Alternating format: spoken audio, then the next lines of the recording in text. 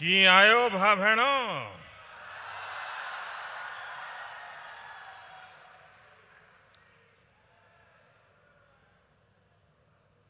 याद करते है मुके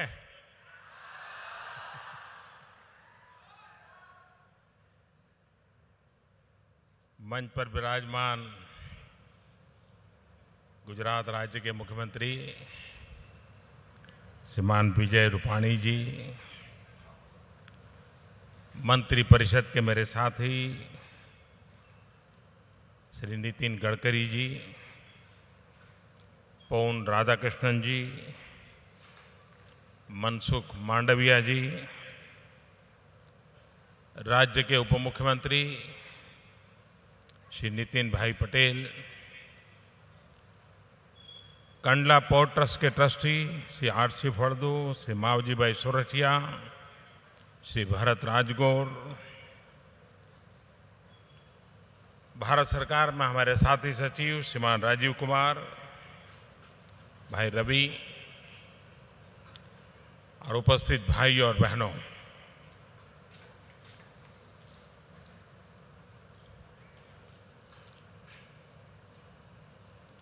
कंडला एक प्रकार से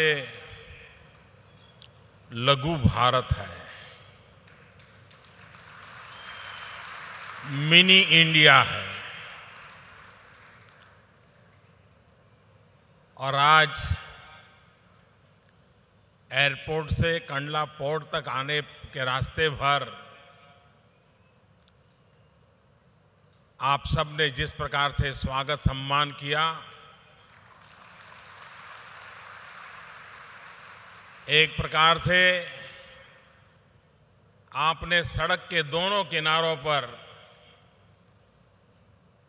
आबेहूब भारत खड़ा कर दिया था।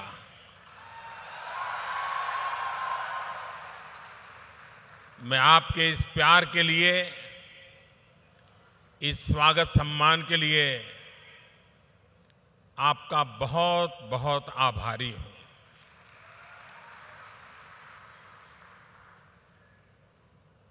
ये शब्दों में कहने की जरूरत नहीं है कि कच्छ के साथ एक मुख्यमंत्री के कार्यकाल के दरमियान मेरा लगाव कैसा था। बार बार आपके बीच आना होता था।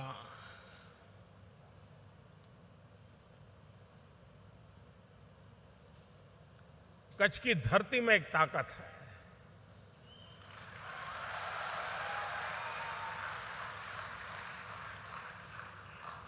दो सौ साल पहले भी अगर कोई कच्छी दुनिया के किसी छोर पे गया होगा, परिवार चौथी पांचवी पीढ़ी होगी, लेकिन अगर बीमार हो जाए तो उसका मन करता है कच्छ चले जाएं, तबीयत ठीक हो जाएगी।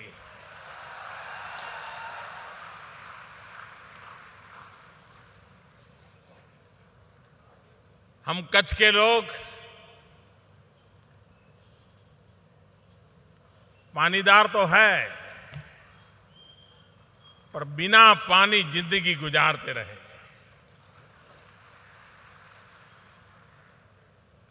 पानी का महत्व क्या होता है, ये कच्छ के लोग भली भांति समझते हैं। विराट समंदर, मरुभूमि, पहाड़, गौरवपूर्ण इतिहास, 5000 साल पुरानी मानव संस्कृति के सबूत, कच्छ के पास क्या कुछ नहीं है।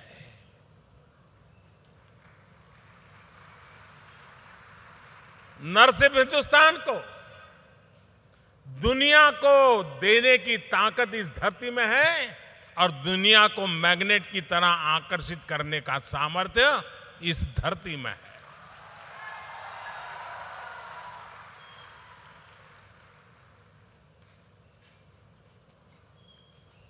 अभी नितिन जी बता रहे थे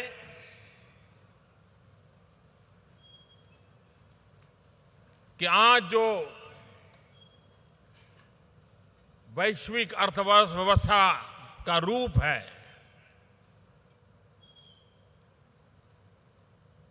विश्व व्यापार का महात्म्य जिस प्रकार से बढ़ रहा है, उस कंपटीशन में अगर भारत को हमें आगे बढ़ाना है, इस वैश्विक अर्थव्यवस्था का लाभ उठाना है, विश्व व्यापार में भारत ने अपनी जगह पक्की करनी है, तो भारत के पास उत्तम से उत्तम व्यवस्था वाले बंदरों का होना बहुत जरूरी है।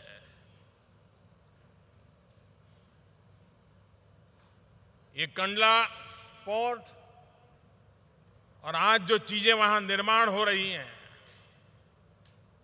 एक प्रकार से कोई सोच सकता है क्या कि इतने कम समय में आज कंडला पोर्ट पूरे एशिया में प्रमुख बंदरों में उसने अपनी जगह बना ली है।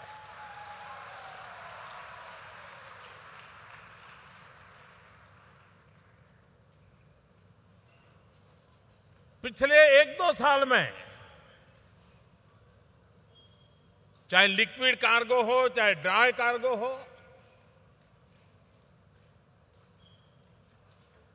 पोर्ट सेक्टर में काम करने वाले हर कोई समझते हैं कि इसका जो ग्रोथ है वो पोर्ट सेक्टर की अर्थनीति को जानने वाले लोगों के लिए बड़ा ही सरप्राइज कर रहा है।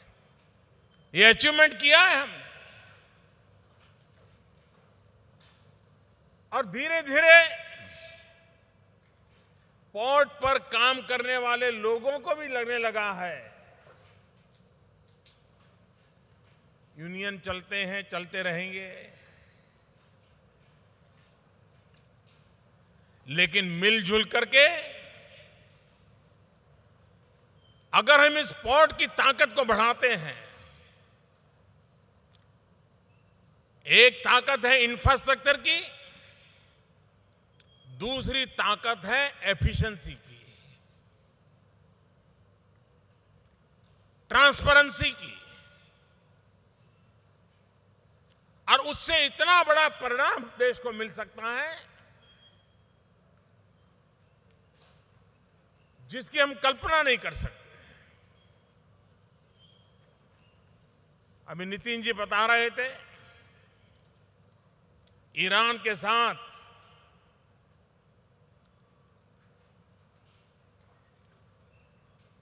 चोबर पोर्ट,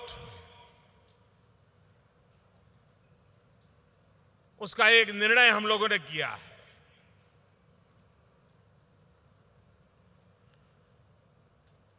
उस पोर्ट का सीधा संबंध कंडला के पोर्ट के साथ आने वाला है।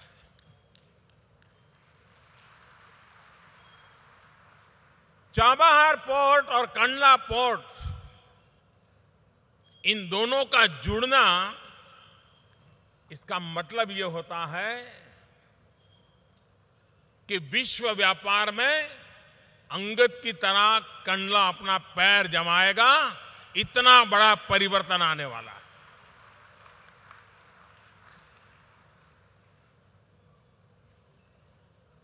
आज कंडला पोर्ट को मैकेनाइज करने की दिशा में कुछ कदम उठाए जा रहे हैं। कैपेसिटी बिल्डिंग के लिए 14 और 16 बर्थ के विस्तार और विकास के लिए योजना बन रही है। और बदलते हुए युग में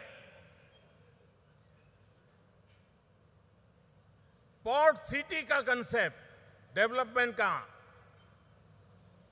एक इकोनॉमिकल एक्टिविटी का एक व्यवस्था, उस दिशा में भी योजना बन रही है। ट्रांसपोर्टेशन को बल मिले, और इसलिए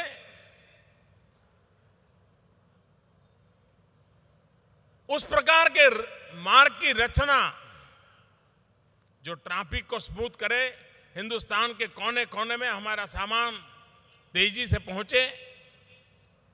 जिस प्रकार से समुद्र में टर्न अराउंड टाइम, कोई जहाज आए, खाली हो या भरे, और कितने दिन में आगे चला जाए, इसमें जितना समय कम लगता है उतनी एफिशिएंसी की गणना वैश्विक स्तर पे होती है। आज भारत में उस टर्न अराउंड टाइम को कम करने के लिए हमारे नितिन जी के नेतृत्व में अनेक इनिशिएटिव लिए गए हैं। इस टर्न अराउंड टाइम को कम करने में एक व्यवस्था होती है, पोर्ट से बाहर निकलने के बाद आपके सारे ट्रक्स कितनी तेजी से आगे बढ़ जाते हैं। अगर आगे बॉटल नेक होगा तो टर्न अराउंड टाइम के लिए पोर्ट में कितनी ही टेक्नोलॉजी हम लाएं, रुकावट बनी रहेगी। और इसलिए आपने देखा होगा कि आज कंडला पूरे गुजरात के हिसाब से देखें तो भी एक कोने में एक छोटा सा नगर,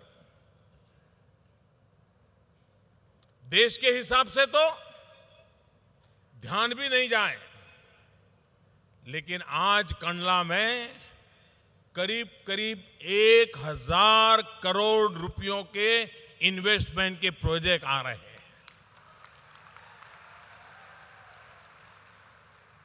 एक 1000 करोड़ कोई सामान्य रकम नहीं है। हम कल्पना कर सकते हैं कि कितनी तेजी से आगे बढ़ेगा।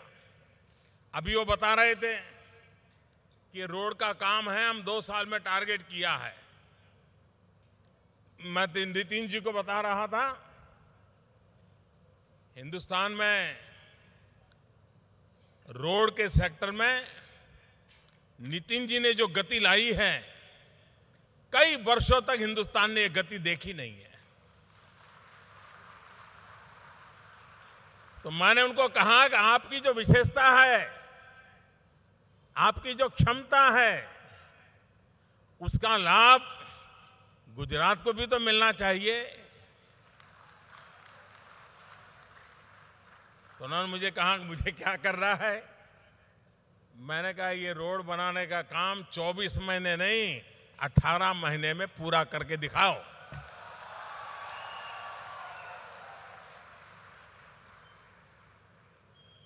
और मुझे विश्वास है नितिन जी को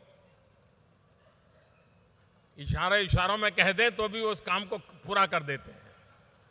तो मुझे विश्वास है हो जाएगा। आज यहां बाबा साहब आम्बेडकर के नाम से एक कन्वेंशन सेंटर भी बन रहा है, विशाल भूभाग में बन रहा है, यहां के लोगों की आवश्यकता के अनुसार बन रहा है। लेकिन मैंने उसका जो प्लान देखा तो मुझे लगता है शायद रवि बड़े डरते डरते बनाया है। उसको लगता है पता नहीं इतने पैसे कहां से आएंगे, कैसे होगा। तो मैंने नितिन जी को कहा है कि ऐसा छोटा मत करो,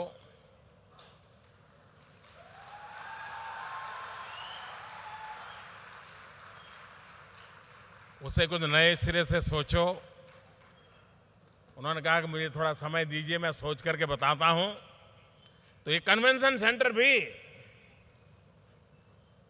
क्योंकि जिस प्रकार से कच्छ का डेवलपमेंट हुआ रहा है, आज हिंदुस्तान में कोई एक डिस्ट्रिक्ट तेज गति से आगे बढ़ रहा है तो उस डिस्ट्रिक्ट का नाम कच्छ है।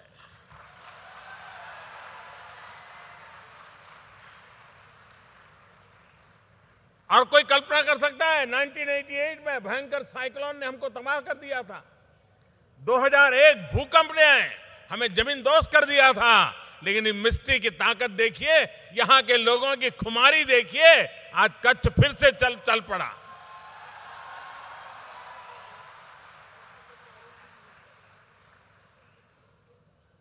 और कंडला ये न सिर्फ गुजरात की अर्थव्यवस्था का केंद्र बिंदु बन सकता है, यातायात की दुनिया में कंडला पोर्ट हिंदुस्तान की अर्थव्यवस्था में भी एक अहम भूमिका निभा सके, इस परिस्थिति में काम कर सकता है।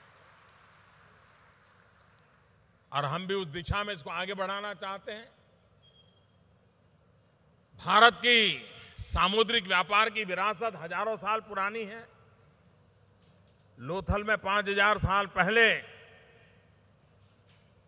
सामुद्रिक व्यापार का इतना बड़ा केंद्र था। उसके बगल में वल्लभी यूनिवर्सिटी थी। उस वल्लभी यूनिवर्सिटी में 80 से ज्यादा देशों के बच्चे पढ़ते थे। और लोथल का जो पोर्ट था, बंदर था, कहते हैं कि 84 देशों के झंडे वहां हमेशा दिखाई देते थे, हजारों साल पहले।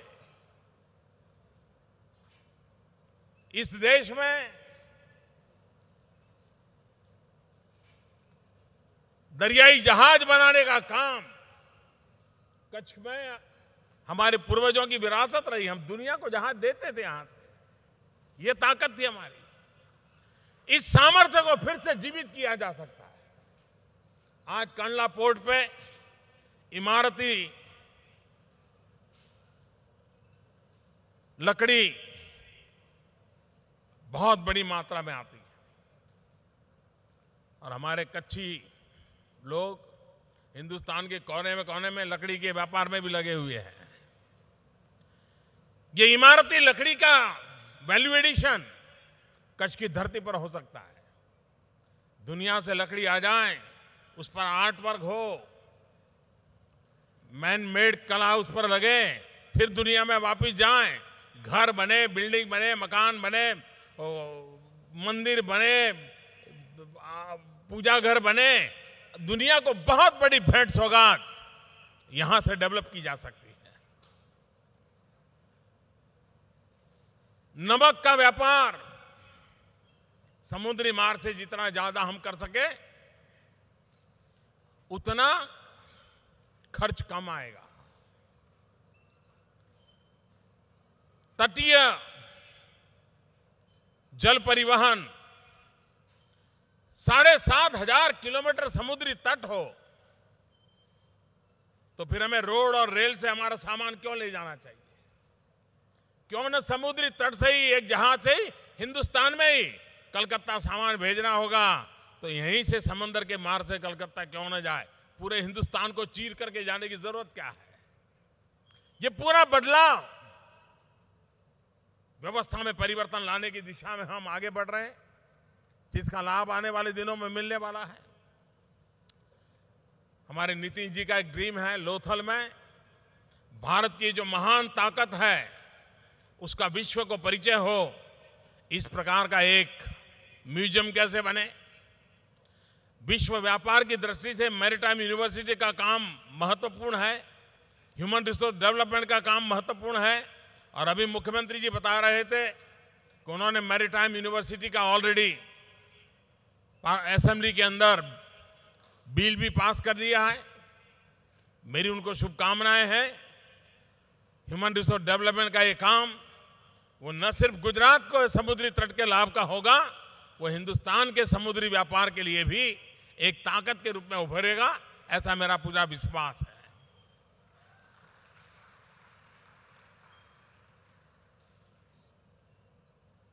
भाइयों बहनों, 2022 भारत की आजादी के 75 साल हो रहे हैं। मैं आज जब कंडला की धरती पर आया हूं,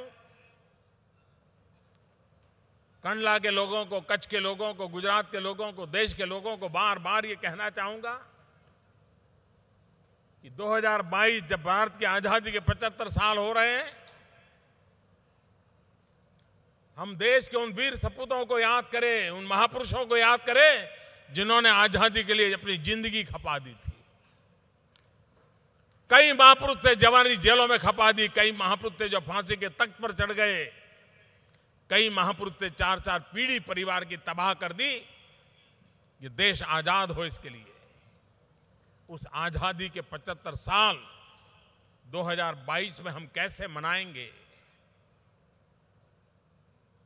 एक नागरिक के नाते हम भी तो संकल्प करें कि हमें आजादी के जंग में लड़ने का मौका नहीं मिला था, लेकिन भारत को दुनिया में सिरमौर बनाने के इस विकास की यात्रा में शरीक होने का हमें सौभाग्य मिला है। हम भी कुछ सकारात्मक करेंगे,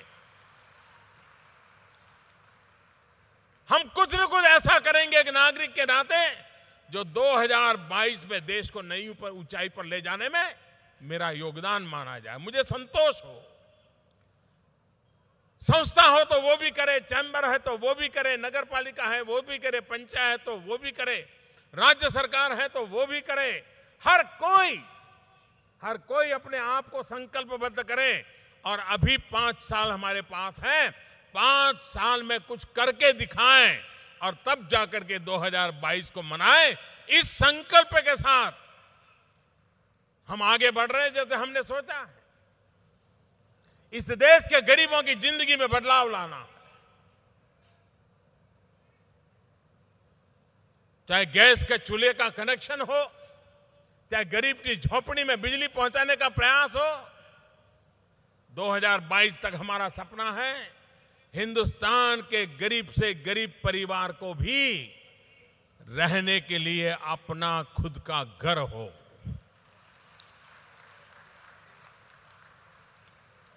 और घर में बिजली भी हो, घर में पानी भी हो, घर में शौचालय भी हो, ऐसा घर उसको मिले, ये बहुत बड़ा सपना लेकर के काम चला रहा है।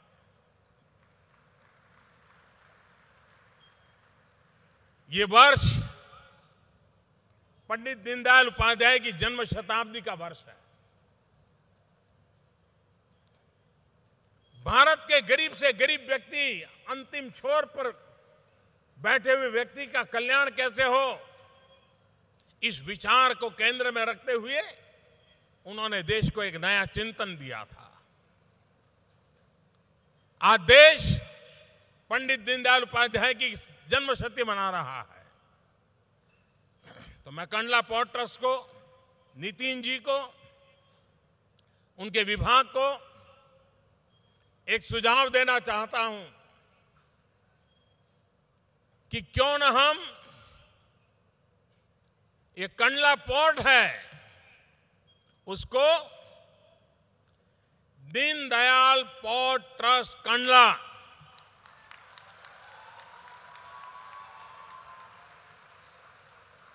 विधिवत रूप से उसकी प्रक्रिया करें, निर्णय करें और दीनदयाल पोर्ट ट्रस्ट कंडला के रूप में, क्योंकि गरीबों के लिए काम कर रहा है। दीनदयाल वो गरीबों के पहचान का शब्द है हमारे देश में।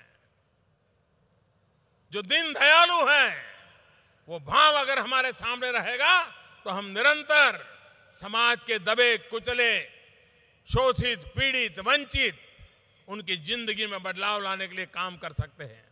मैं फिर एक बार कच्छ की धरती में मुझे फिर एक बार आपके बीच आने का सौभाग्य मिला। आप सब इतनी बड़ी मात्रा में आकर के मुझे आशीर्वाद दिए, इसके लिए मैं आभारी हूं। नितिन जी का आभारी हूं कि इस कार्यक्रम में मुझे शरीक होने का सौभाग्य मिला। बहुत बहुत धन्यवाद। आपके ओजस्वी एवं मार्गदर्शी संबोधन के लिए हृदय तल से आपका आभार प्रकट करते हैं हम सभी। भारत माता की जय जयकार।